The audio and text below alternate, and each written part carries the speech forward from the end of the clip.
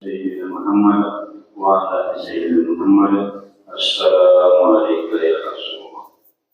Bapak-bapak, ibu-ibu, saudara jemaah tersebut yang dirahmati Allah, menjelang sholat Jumat kembali kita mengikuti pengajian pada subuh hari ini bersama guru kita Imam PDMC.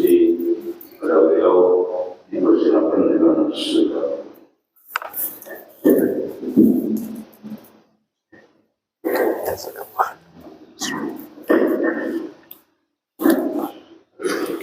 Assalamualaikum warahmatullahi wabarakatuh. Alhamdulillahirabbil alamin. Assalatu wassalamu ala asyrafil anbiya'i wal mursalin wa ala alihi wa sahbihi ajma'in. Subhanaka la ilma lana illa ma 'allamtana innaka antal alimul hakim. La haula wa la quwwata illa billahil aliyyil azim. Rabbi shrah li sadri wa yassir li amri wahlul 'uqdatam min lisani yafqahu qawli, amma ba'd. Alhamdulillah, puji syukur kita panjatkan kehadirat Allah Subhanahu wa taala atas izin dan nikmatnya jualah pada subuh kali ini kembali Allah pertemukan kita dapat bermuajahah, bersilaturahim untuk bersama melanjutkan dari apa yang telah kita kaji pada kajian yang lalu. Masih bahasan tentang masharifuz zakah, yang insyaallah nanti kita akan pindah pada yang lainnya. Kita tuntaskan sedikit yang tertunda atas apa yang sudah kita pernah kaji dan kita sampaikan, bahwa pada kajian sebelum Ramadan kita telah sampaikan bahwa masharifuz zakah, zakat yang kita berikan kepada mereka yang mustahik atau yang berhak menerima, telah kita kaji daripada 8 asnaf yang disebutkan di dalam Al-Quran.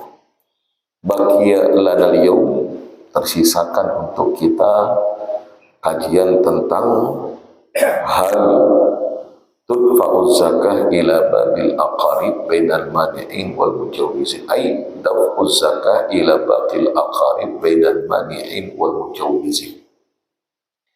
Termasuk juga pada kajian yang sebelumnya kita telah sampaikan hal tudfa'uz zakah zakatuha, hal tudfa'uz zawjah, ay hal tadfa'uz zawjatu zakataha ila zawjiha al-faqir. Dibenarkankah seorang istri mengeluarkan zakat harta yang dia punya kepada suaminya yang miskin?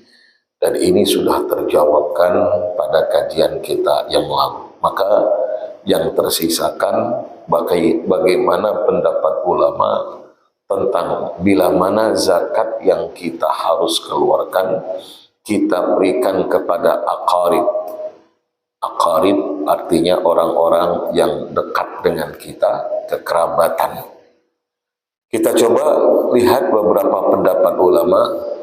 Beliau menyebutkan di dalam kitab ini bainal mani'in wal mujawwizin, baik dari segi sudut pandang mereka yang melarang atau tidak memperbolehkan, atau mereka yang membenarkan dan memperbolehkan.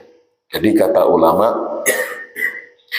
ikhtalafal fuqaha fi da'i zakah ilahin bainal jawas wal man'i ikhtilafan katsira. Ulama berbeda pendapat dalam menghukumkan bolehkah zakat yang kita keluarkan, yang harus kita berikan kepada yang berhak itu kepada aqarib, orang-orang terdekat dengan kita. Dalam hal ini ulama ada yang membolehkan, ada yang melarang.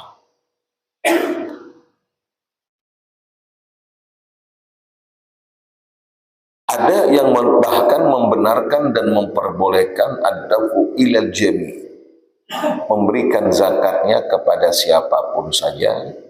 Wa man mana'a lil jami', ada juga yang melarang untuk secara keseluruhan. Au li ba'din dunal ba'd, atau ada yang melarang sebahagian dan ada yang membenarkan sebahagian. Jadi dari pendapat ulama ini secara tidak langsung ada 3 kategori. Satu, pendapat yang membolehkan siapa saja yang masuk dalam kategori aqarib boleh. Ada yang melarang siapa saja yang masuk dalam kategori aqarib atau kerabat-kerabat jauh ataupun dekat tidak boleh. Ada yang menyatakan yang sebahagian boleh untuk diberikan kepadanya, dan sebahagian lagi ada kerabat-kerabat yang tidak dibenarkan untuk mendapatkannya. Jadi ada 3 kategori. Yang pertama, mutlak boleh siapapun dia. Yang kedua, mutlak tidak boleh selama dia masuk dalam kategori aqarib, kerabat, mau jauh maupun dekat, tetap tidak boleh. Dan pendapat yang ketiga, mu'tadil, lebih moderat, ya, ada sebahagian dari mereka yang boleh menerima, ada sebahagian daripada kerabat-kerabat kita yang tidak boleh untuk menerima. Artinya kalau diberikan kepada mereka, kewajiban zakat tidak gugur. Dan kemudian walladzina mana'u ikhtalafu aidan fil asas alladhi yabnuna 'alaihi hukmal man. Adapun mereka yang melarang keras untuk memberikan zakat kepada kerabat-kerabat muzaki, itu pun mereka berselisih paham tentang dasar dalam mengharamkannya. Jadi yang menjadi alasan mereka tidak membenarkan para kerabat-kerabat kita untuk mendapatkan zakat kita itu apa? Mereka berbeda pendapat. Ini untuk sebatas maklumat bagi kita, untuk biar kita paham apa yang menjadi perdebatan ulama. Nanti kita lihat bagaimana pendapat yang terkuat dari sekian pendapat yang ada. Faminhum, di antara yang tidak membenarkan itu kata ulama, apa yang menjadi alasannya? Yang menjadi alasannya adalah nadhara ila ila dhammil amali lil qarib ila al usrah. Karena mereka beranggapan bahwa yang namanya kerabat itu adalah keluarga kita, baik jauh maupun dekat, itu sudah keluarga. Maka keluarga, selama ia masuk dalam kategori keluarga, maka hukumnya sama dengan hukum jauh maupun dekat, wajib untuk dinafkahi, dan itu yang menjadi penyebab mereka tidak berhak untuk mendapatkan zakat. Artinya kalau itu diberikan kepada mereka, kewajiban zakat kada gugur. Itu biar sudut pandang yang tidak membolehkan karena jauh ataupun dekat, selama yang dikatakan itu kerabat, ya berarti keluarga. Itu yang pertama, alasannya. Alasan yang kedua, kenapa mereka tidak membenarkan dan tidak memperbolehkan zakat itu diberikan kepada kerabat? Karena kata ulama, ijbarul hakim ala nafaqah, yang menjadi alasan karena mereka itu wajib untuk dinafkahi oleh kita yang punya harta. Jadi harta itu kalau sudah demikian, kada boleh zakatnya diberikan kepada orang yang wajib untuk kita nafkahi. Dan itu siapa? Menurut daripada mereka semua kerabat. Itu kewajiban kita. Ini pendapat pertama yang menjadi yang beralasan bahwa zakat tidak gugur kewajiban kalau diberikan kepada kerabat. Jadi kerabat ini umum sifatnya, baik kerabat dekat maupun kerabat jauh. Umpama dekat orang tua kada boleh, anak kada boleh, lalu mungkin siapa lagi? Saudara kada boleh, paman kada boleh, bibi, pokoknya kerabat dah sudah. Itu pukul rata. Itu pendapat yang pertama yang tidak membenarkan andai zakat kita berikan kepada mereka, itu kewajiban zakat kada gugur. Karena apa? Kita berkewajiban memperdulikan dan memperhatikan mereka. Masa orang lain kita perhatikan, kerabat soranganan kada? Bini orang diperhatikan, bini seorang kada suah diperhatikan. Atau ada nang kayak itu. Bini orang ditukarakannya macam-macam. Bininya kada suah ditukarakan. Jangankan hendak menukarkan perhiasan, baju aja kada suah ditukarakan. Ketika ditakuni kenapa kada suah nukarkan baju, aku jarak nukarkan, asal ditukarkan kada cocok ujarnya. Amun kada cocok, jangan kada ditukarkan.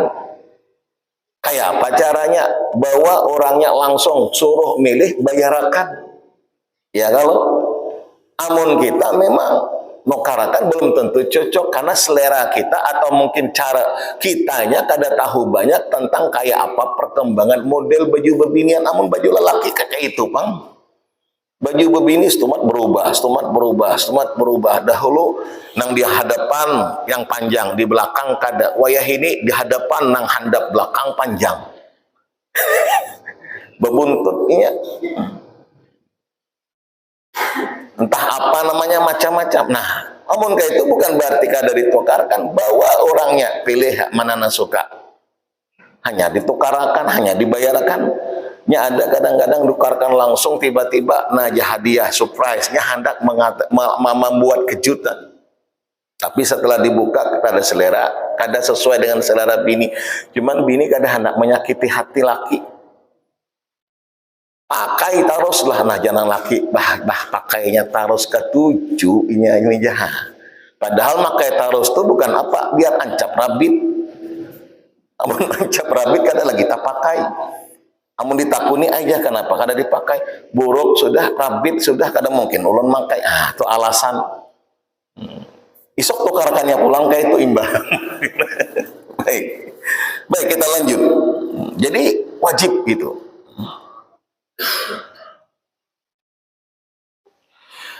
Lalu wa minhum man nadhara ila luzumi nafaqah syar'an faman kana talzimul muzakki nafaqatan syar'an la yajuzu lahu daf'uz zakat ilahi wa man la talzim nafaqah yajuz.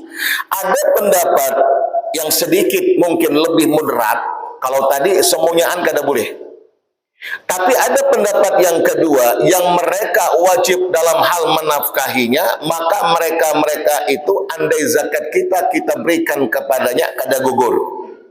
Tapi kepada yang lain selain daripada nang wajib untuk kita nafkahi, kerabat kita dan kita kada wajib menafkahinya, gugur. Itu pendapat yang kedua. Jadi membedakan.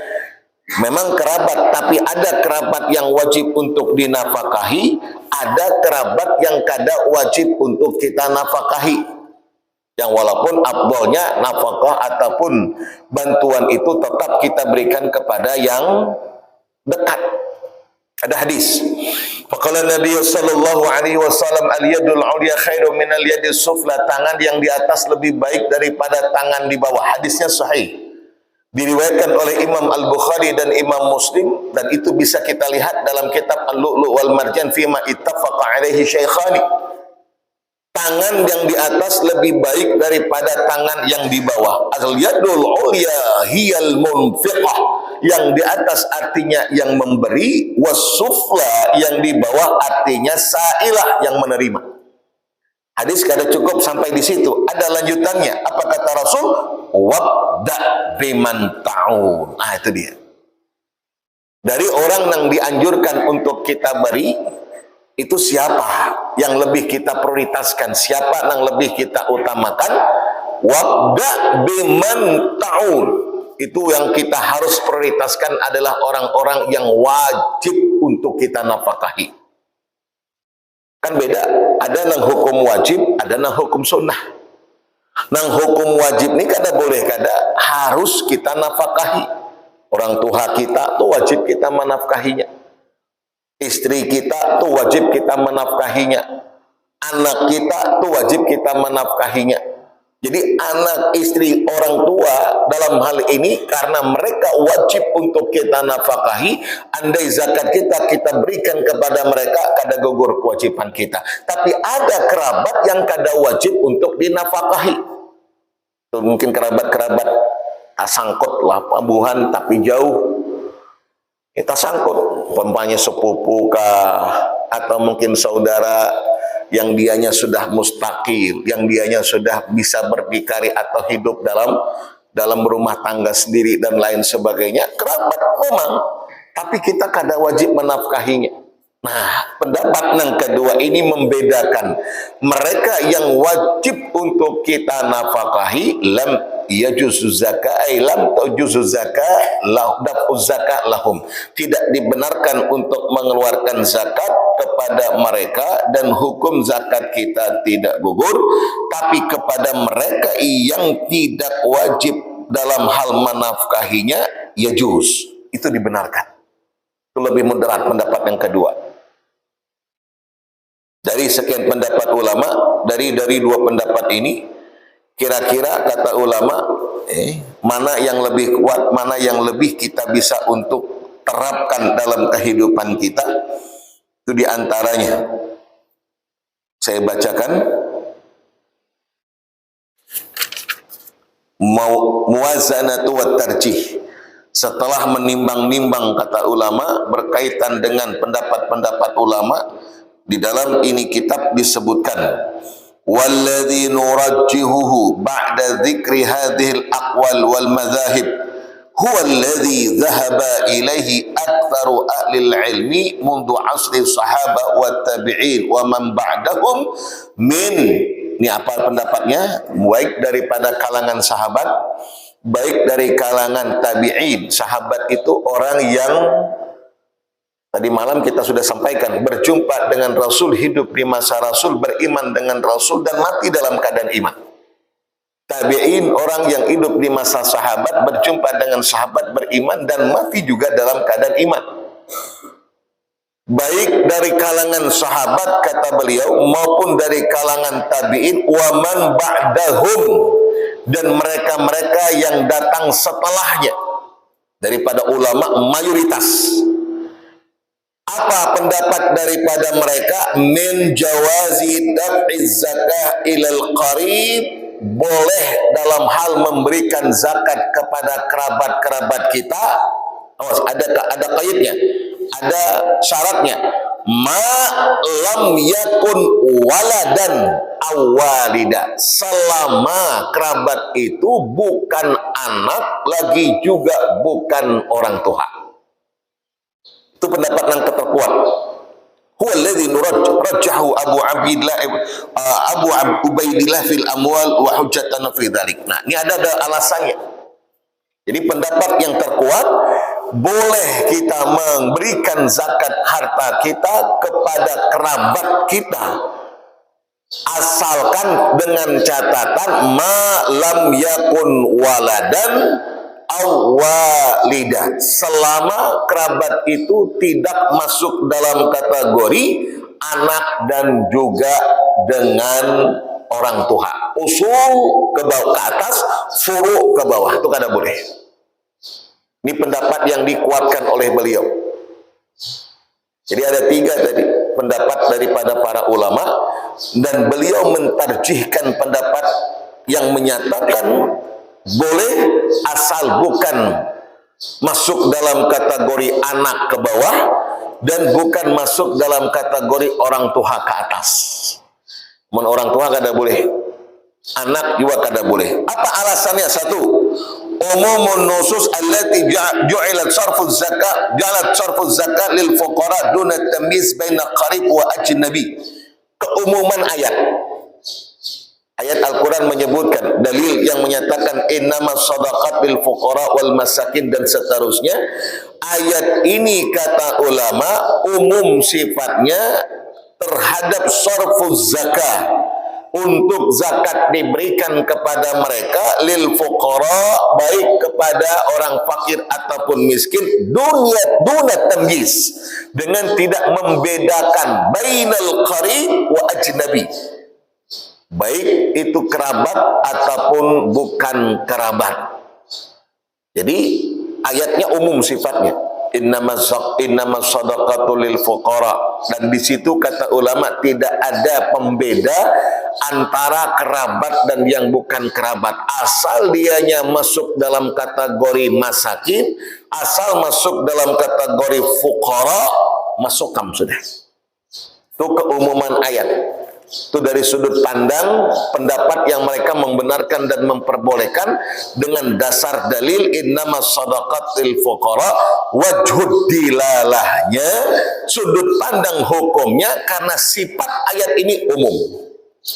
Jadi kalau kita lihat pendapat-pendapat ulama dalam kitab-kitab fikih itu mesti dilihat dari sudut pandang hukumnya yang di mana. Dari sudut pandang hukumnya kayak apa? Wajhud dilalahnya. Ini ayat, tapi dari sudut pandang hukumnya dari segi apa? Di situ kadang ulama banyak berbeda pendapat. Contoh, saya pernah cerita, kita pernah sampaikan, bersentuhan kulit itu kalau kita bawa ke dalam ranah ibadah sholat kita, wudhu kita, itu bersentuhan menurut pendapat Imam Syafi'i batal. Asal bersentuhan kulit dengan kulit tanpa pembatas. Ada syahwat atau kada ada syahwat, baik yang menyentuh ataupun yang disentuh, asal kulit dengan kulit dan bukan mahram, tanpa pembatas, batal menurut Imam Syafi'i. Dalilnya, lihat, dalilnya sama. Aula mastumun nisa, itu dalilnya dari Al-Quran. Imam Abu Hanifah dengan dalil yang sama, aula mastumun nisa, tapi tetap menghukumkan kadang ada batal. Mahramkah dia, bukankah mahram, kada batal. Sentuhan kulit dengan kulit kada batal. Lalu kemudian ada syahwatkah atau tidak ada syahwat kada batal. Malam selama tidak ada yang keluar dari satu di antara dua jalan, baik kubul maupun duburnya. Artinya kada denang keluar dari kemaluannya. Amun madhi keluar batal. Amun kada denang keluar tersentuh kulit dengan kulit, bukan mahramnya, tanpa pembatas, sekalipun ada syahwat atau tidak, Imam Abu Hanifah kada batal. Dalilnya mana? Aula mastumun nisa. Sama dalilnya. Tapi kenapa hasil produk hukumnya kada sama? Karena wajud dilalahnya yang berbeda. Nah, itu dari sudut pandang hukum. Imam Syafi'i menghukumkan batal tadi dari sudut pandang mana? Menilai ini dalil aula mastumun nisa mahmulun ala ma'nal haqiqi, kata ulama. Karena kalimat al-lamsu itu maknanya ya sentuhan. Asal bersentuhan itu sudah batal. Imam Abu Hanifah mahmulun alal jima, itu kinayah, bukan makna hakiki, bukan makna yang sebenarnya, tapi kinayah, suatu ungkapan yang bukan makna sebenarnya tapi maknanya bersetubuh. Asal tidak melakukan bersetubuh, hukumnya kada batal. Itu pendapat Imam Abu Hanifah. Beda sudut pandang hukum, hasilnya kada sama walaupun dalilnya sama. Di situ kita harus melihat bagaimana pendapat ulama dalam menetapkan satu hukum. Kadang dalilnya sama, kenapa hasilnya kada sama? Karena dari sudut pandang yang berbeda. Jadi kita perlu melihat, amun ada nam hukumkan batal, atau pendapat Imam Syafi'i. Amun kada, berarti pendapat Imam Abu Hanifah. Imam Malik patokannya syahwat. Jangankan lelaki bebini yang bukan mahramnya, lelaki sama lelaki bersentuhan, bersahwat, batal. Kalau ayahnya menyentuh lelaki, pas sentuh lelaki, timbul syahwatnya, batal. Bisa kada? Bisa, karena dalam kitab itu ada itu, apalagi amrod. Amrod itu apa bahasa kita? Anak-anak yang masih imut-imut. Anak-anak ganteng anaknya, apa namanya, bersih, ganteng, imut-imut lah, yang masih kekanakan itu apa? Ya imut dia namanya. Imut-imut lah. Tersentuh atau kita pegang atau kita peluk, naranya kekanakan. Tapi bahada syahwat, batal menurut Imam Malik. Walaupun lelaki sama lelaki. Atau bebini sama bebini. Patokannya syahwat. Jadi kalau hendak mengambil pendapat yang agak taringan, itu pendapat Imam Abu Hanifah. Apalagi kita ketika saat tawaf di Masjidil Haram, atau pendapat Imam Abu Hanifah lebih ringan. Amun Imam Syafi'i berat. Amun Imam Malik kalau kok ada kuat. Waktu tawaf melihat orang India mancung hidung bungas pulang, nah itu timbul syahwatnya, kada bersentuhan yang bisa batal. Takutan melihat ada orang umpamanya lelaki gagah anaknya, kekanakan gagah tersentuh bersahwat batal. Itu menurut pendapat Imam Malik. Baik, ini alasan yang pertama, umumun nusus, karena dalilnya umum. Yang kedua kata beliau, ma wurida fil aqarib khasah minan nusus ar-raghbah fi sadaqah alaihim mithlu qawlu sallallahu alaihi wasallam as-sadaqatu 'alal miskin sadaqah wa hiya 'ala dzir rahim itnani sadaqatun wa sillah. Ini pendapat yang kedua, dalil kedua dari pendapat yang membenarkan, karena Rasul sallallahu alaihi wasallam bersabda, dalil dari Al-Qur'an satu, hadis. Jadi kalau kita lihat para ulama dalam menetapkan suatu hukum bukan hanya sekedar nafsu yang berbicara, tapi atas dasar dalilnya. Nah, dalil itu biasanya dari Al-Quran yang pertama, baru kemudian daripada hadis. Baru kalau ada dalil akli. Ya, dalil nakli, dalil dari Quran dan hadis. Dalil akli, akal. Itu maka kita pernah sampaikan dalil akal oleh Imam Malik dalam hal beribadah, dalam hal aurat. Imam Malik telapak batis itu kada aurat. Itu Imam Malik. Imam Syafi'i wajib menutup aurat ketika sholat, kada boleh kada ditutup telapak batis. Amun telapak batisnya kada tatutupakan, batal sholatnya. Kenapa? Terbuka aurat. Imam Malik batis nih, saya ulangi, bukan batis, telapaknya itu kada batal. Imam Malik kada wajib ditutup. Kenapa? Berdasarkan dengan akal. Dalilnya akal. Apa ujar Sidin? Ujar Sidin, kalau pendapat mayoritas ulama menghukumkan boleh kashful wajhi, wajah ini boleh dibuka. Kan jumhur ulama kada menghukumkan wajib ditutup, bercadar itu kada wajib. Tapi amun hendak bercadar ada masalah. Tapi hukumnya wajib kada wajib. Maka ibu-ibu kalau ada tamukan orang berbini berjilbab tapi kada bercadar, jangan dipersalahkan. Karena menurut jumhur ulama wajah itu kada aurat, boleh ditampakkan.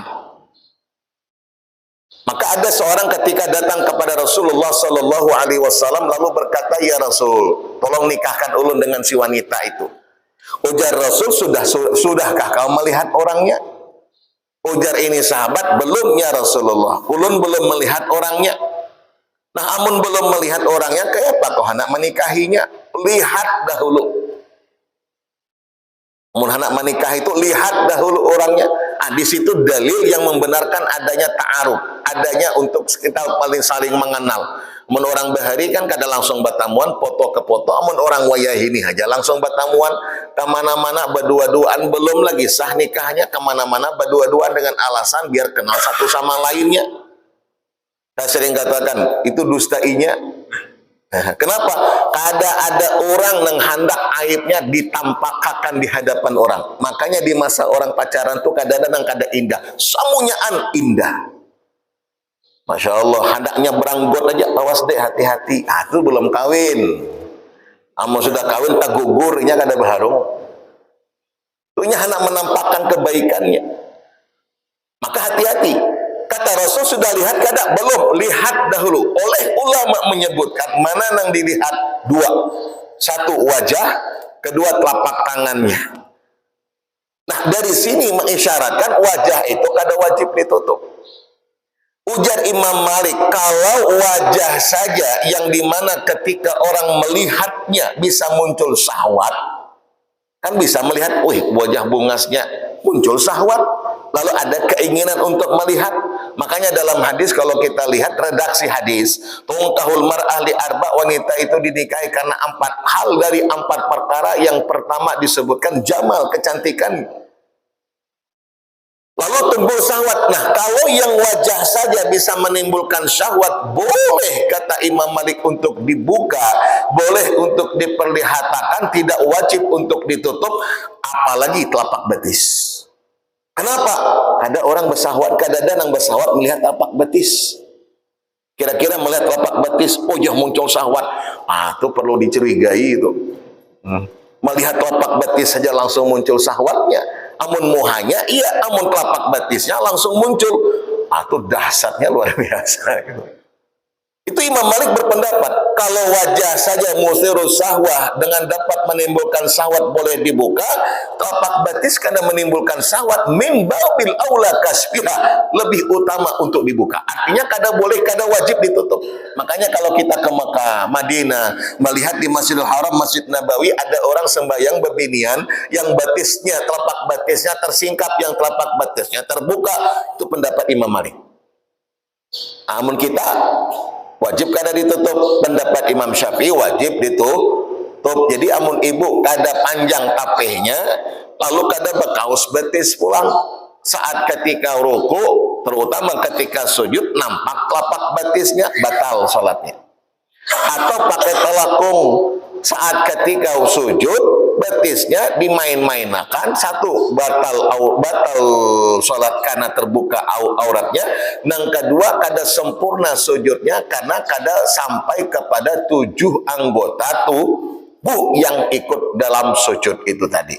Kan ada hadis itu, umirtu an asjuda bisabati a'dha, aku diperintahkan sujud dengan 7 anggota, 1 jidat, 2 telapak kaki, telapak tangan, 3 nih, 1 2 3 4 5 roko, apa namanya nih, rukbah itu apa nih, Pak? Lutut. Lalu qadamain nih, 1 2 3 4 5 telapak, 6 telapak yang kiri, 7 ini harus dengan ada di tempat atau di atas sujud. Kada boleh dimain-mainkan betisnya, apalagi sampai betisnya mencuel kawan yang di sebelahnya. Itu ada kan video itu, nah coba. Baik, kita kembali. Ini dasar dalil. Hadis menyebutkan dibenarkan dan diperbolehkan. Lagi-lagi kenapa? As-shadaqatu 'alal miskin. Kalau bersedekah kepada orang fakir itu dapat 1 nilai sedekah, apalagi bersedekah kepada orang miskin yang notabene adalah kerabat, maka 2 pahala ganjaran yang kita dapat. 1 pahala sedekahnya, dan yang kedua pahala nyambung silaturahim dan kekerabatan, karena kita jauh lebih utama untuk peduli terhadap orang yang terdekat dengan kita. Itu tadi kita katakan, jangan kita peduli dengan orang yang jauh, sementara dengan orang dekat kita kada peduli. Dan ini kata ulama pendapat yang terkuat dan terjawab. Kalau tidak khilaf, kemarin dipertanyakan yang kita belum sempat jawab, dah jawabannya jelas. Boleh tidak mengapa asal bukan mereka yang menjadi, ada 3 tadi, bukan menjadi, pertama boleh semuanyaan, yang kedua kada boleh sama sekali, yang ketiga boleh tapi bukan kepada mereka yang wajib untuk kita nafkahi, termasuk anak dan juga dengan orang tua. Anak ke bawah, orang tua ke atas. Wallahu ta'ala alam. Baik, kita buka tanya jawab umum sifatnya, baik dengan yang kita sampaikan atau yang di luar kita sampaikan. Kalau ada silakan. Ada ibu-ibu silakan. Nah, silakan, Bang.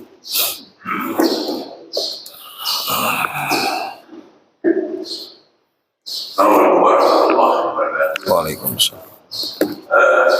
Kadang-kadang itu tidak tahu ngomong saja hanya masih dalam saudara kandung banyak, saudara kandung yang tidak baik sebagai individu yang saya ngomong Apa? saya kita di masih boleh Tak apa-apa. kemudian kedua Ustaz berkaitan dengan mimpin sholat. Kalau kita sholat subuh, kita mungkin kan ada doa dulu saja. Ada apa? Doa dulu. Kita mungkin masuknya di pas orang sudah berbuat, dia pernah 2. Padahal kita berbuat, kita kan harus menyampaikan malam sampai sholat 2. Apakah kita sunnah juga untuk melakukan bunuh lagi atau tidak? Kemudian yang ketiga Ustaz, dia mungkin sifatnya sunnah juga Ustaz. Kalau kita sholat subuh, kita ada keluarga subuh Ustaz. Tapi kalau kita mungkin sampainya pada waktu orang sudah mau amal, setelah sholat subuh kita langsung untuk ambil sunat baik. Ini masih gunakan apa saja. Makasih Ustaz. Assalamualaikum warahmatullahi wabarakatuh. Yang pertama, dengan kita kunut pada waktu sholat berjamaah, kebetulan kita datang di saat imam sudah rakaat kedua, dan imam kunut, kita otomatis kunut, dan imam salam kita menyempurnakan rakaatnya. Pertanyaannya, apakah kembali kunut? Kan begitu. Baik, ada hadis Rasul sallallahu alaihi, dasar kita mengambil hukum, Rasul sallallahu alaihi wasallam bersabda, ju'ilal imam liyutam idza kabbara fakabbiru. Imam itu diikuti. Jadi kita jadikan ia sebagai imam untuk kita ikuti. Kalau imam takbir, kita takbir. Kalau imam rukuk, kita rukuk, dan seterusnya. Apa yang dilakukan oleh imam, kita ikut. Kalau sekiranya tertinggalkan dengan apa yang dilakukan oleh imam, maka sempurnakanlah setelah imam salam. Jangan mengasahi. Ini imam baru 1 rakaat, kita baru, imam sudah bangkit dari rakaat pertama, kita baru takbir. Akhirnya rokok soronganan, i'tidal soronganan, sujud, duduk, sujud, bangkit. Imam salam, salam juga. Atau mengasahi imam namanya. Tak boleh. Bagaimana caranya? Kalau kita sudah kalau imam sudah 1 rakaat bangkit, kita baru takbiratul ihram, Allahu Akbar. Ikuti imam. Imam rukuk, baru kita rukuk. Imam rukuk yang kedua, kita baru rukuk yang pertama. Imam bangkit, sami Allah, kita ikut sami Allah. Lalu imam kunut, kita ikut. Nah, cuman kan kita ikut kunut ini, kunut itu mendapat kalau pendapat Imam Syafi'i tempatnya mana? Ba'dal rukuk, ba'dal i'tidal. Sesudah kita bangkit dari rukuk, baru itu tempatnya adalah kunut. Imam Malik kunutnya sebelum rukuk. Kita ubah kunutnya tempatnya sesudah i'tidal. Nah, ketika imam salam, kita menyempurnakan bilangan rakaat yang belum sempurna 1 rakaat kemudian. Pertanyaannya, tadi kita katakan kunut tempatnya di mana? Di rakaat kedua setelah i'tidal. Maka ketika kita menyempurnakan rakaat yang kedua setelah kita rukuk, bangun kita i'tidal, sami Allahu liman hamidah, tetapkah kita untuk berkunut? Pendapat Imam Syafi'i, tetap berkunut. Kenapa? Karena di situ letak kunutnya. Loh, tadi kan sudah berkunut kita rakaat pertama. Rakaat pertama tuh hanya sekedar mengumpati imam. Jadi tetap kita jangan pulang, aku tadi sudah berkunut. Enggak. Tetap kita berkunut, sunat menurut pendapat Imam Syafi'i, karena memang disitulah letak kunut. Adapun kunut yang kita kunut kita pada rakaat pertama itu tadi karena mengikuti imam, dan imam harus diikuti. 1, terjawabkan. Yang kedua, saat ketika kita masuk sholat tahiyat, sholat subuh, terlambat orang sudah sholat. Dalil menyebutkan, faqala Nabi sallallahu alaihi wasallam, idza uqimatis shalah fala salata illa al-maktubat. Kalau sholat sudah didirikan, artinya yang wajib sudah dikerjakan, fala sholata, maka tidak ada lagi kita menyibukkan diri dengan sholat kecuali sholat wajib itu tadi. Artinya kalau kita datang, sholat sudah didirikan, umpati. Jangan kita sibukkan dengan sholat sunnah. Tinggal Ustaz kayak Pak, padahal makaam sholat qobliyah subuh kan sangat dianjurkan. Ulun tertinggal, makanya 1, kalau bisa lah kasih bangun. Maksudnya itu biar kada ketinggalan, itu solusi yang lebih utama. Atau bisa jadi kita sholat qobliyah di rumah, karena mungkin rumah kita dekat dengan masjid, sehingga kita tidak berlama-lama ataupun tidak tertinggalkan ketika takbiratul ihramnya imam. Boleh. Tapi kalau sekiranya tidak memungkinkan, memang terlambat, bisa jadi maklum subuh banyak hal yang harus diselesaikan. Kadang sudah siap, kadang tahunya sakit perut, tak ulang lagi. Terlambat akhirnya. Kayak apa? Ada hadis yang mengisahkan bagaimana Rasulullah ketika bersama dengan Bilal dan sahabat yang lain. Ujar Rasul, Bilal, aku hendak istirahat. Karena bangunakan amun waktu azan tiba, bangunakan. Man waktu subuh masuk maksudnya. Tolong bangunakan. Ayo siap, ujar Bilal. Kada tahunya Rasul tertidur, Bilal pun tertidur. La yastaiqid illa min hararati syam, kada terbangun kecuali setelah panasnya matahari. Artinya kan subuh lewat, sudah habis waktunya. Ketika waktu itu habis, Rasul bangunkan atau Rasul gerakkan semua sahabatnya untuk melaksanakan sholat subuhnya.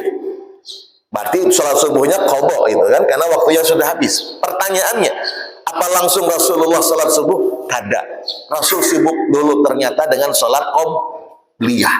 Di situ kata ulama mengisyaratkan saking pentingnya qobliyah subuh, andai waktunya habis maka boleh untuk kita qadha. Maka kalau sekiranya tadi kita datang subuh, ternyata belum sempat kita melaksanakan qobliyah subuh, orang sudah sholat subuh, maka satu, jangan kita sibukkan dengan qobliyah subuh, disibukkan langsung dengan sholat subuhnya, ikut segera dengan perbuatan imam. Lalu sesudahnya, boleh kada kita untuk mengqadha sholat qobliyah subuh? Jawabannya boleh. Karena saking pentingnya qobliyah subuh. Qala Nabi sallallahu alaihi wasallam, Rasul bersabda, rak'atai al-fajr khairum minad dunya wa ma fiha. 2 rakaat salat sunnah sebelum salat fardu subuh, nilainya kata Rasul lebih baik daripada dunia dengan segala isinya. Wallahu taala alam. Al-Fatihah. A'udzubillahi minasyaitonir rajim. Bismillahirrahmanirrahim. Alhamdulillahirabbil alamin arrahmanir rahim maliki yaumiddin. Iyyaka na'budu wa iyyaka nasta'in. Ihdinas siratal mustaqim. Shiratal ladzina an'amta 'alaihim ghairil maghdubi 'alaihim waladdallin. Amin amin ya rabbal alamin. Bismillahirrahmanirrahim. Alhamdulillahirabbil alamin. Assalatu wassalamu ala asyrafil anbiya'i wal mursalin wa ala alihi washabbihi ajma'in. Allahumma ighfir lana ma akhtana wa ma ta'ammadna wa ma asrarna wa ma a'lanna wa ma anta 'alamu bihi minna.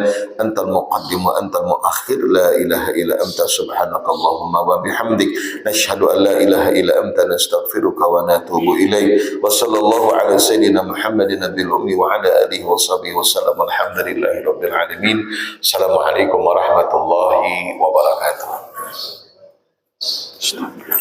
Bapak Ibu, ini mudah-mudahan apa yang disampaikan oleh Ustaz berkaitan. Wabillahi taufiq wal hidayah. Assalamualaikum warahmatullahi wabarakatuh.